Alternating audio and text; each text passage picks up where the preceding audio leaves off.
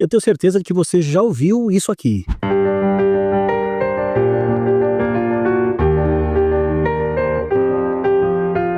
É claro que já, mas talvez não saiba que essa música inconfundível foi criada por um maestro argentino que transformou o jazz em trilha de ação, espionagem e cinema de alto nível. Hoje eu faço uma homenagem ao recém-finado Lalo Schifrin, compositor por trás do tema Missão Impossível e de trilhas que misturam talento clássico, ritmo jazzístico e a alma latina. Fica aí comigo.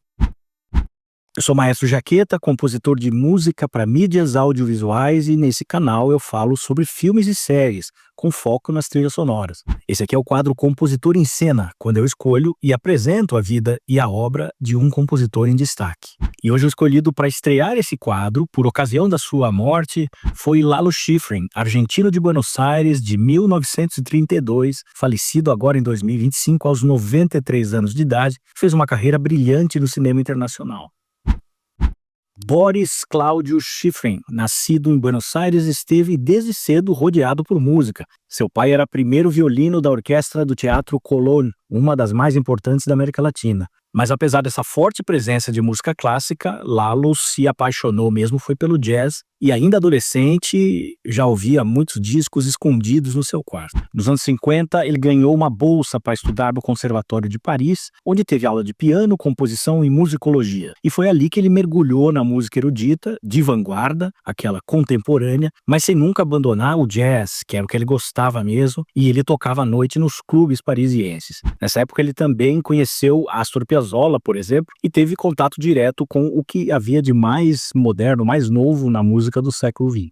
De volta à Argentina, ele formou a sua própria big band de jazz, mas a grande virada para ele aconteceu em 1956. Foi convidado pelo Dizzy Gillespie, que o ouviu tocar e ficou impressionado. Schifrin foi convidado para integrar a orquestra de Gillespie como pianista e arranjador, e ele logo estava nos Estados Unidos abrindo o caminho para o que seria uma carreira brilhante como compositor para cinema e TV.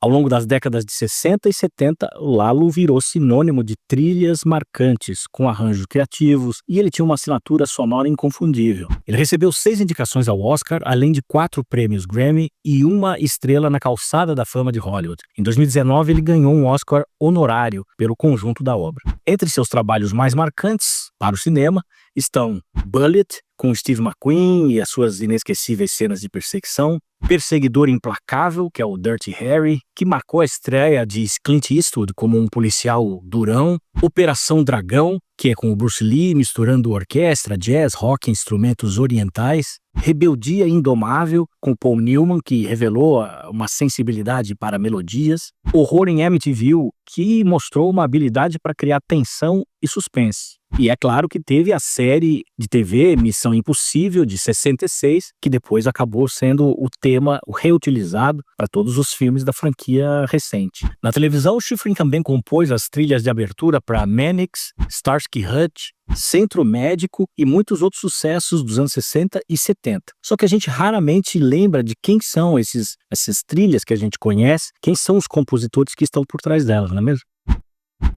Com relação a temas famosos, não tem muita dúvida. É claro que o mais famoso é o tema Missão Impossível. Disparado, todo mundo conhece, mesmo quem não sabe que é do Lalo e muito menos que ele é argentino. Além desse tema, eu acho que tem mais 2 que algumas pessoas que gostam de filmes de uns gêneros mais nichados vão lembrar. A Operação Dragão, com o Bruce Lee, filme de arte marcial que ele misturava música asiática, grooves de funk, nos arranjos orquestrais, e essa música toda emoldurava o ícone que era o Bruce Lee. E o terceiro tema mais famoso dele, acho que é o tema de Dirty Harry, que era o Perseguidor Implacável, e aí ele tinha um tema de jazz, dava essa ideia de tensão urbana, misturava umas texturas eletrônicas, uns instrumentos de orquestra, e era para emoldurar o tal policial justiceiro vivido por Clint Eastwood.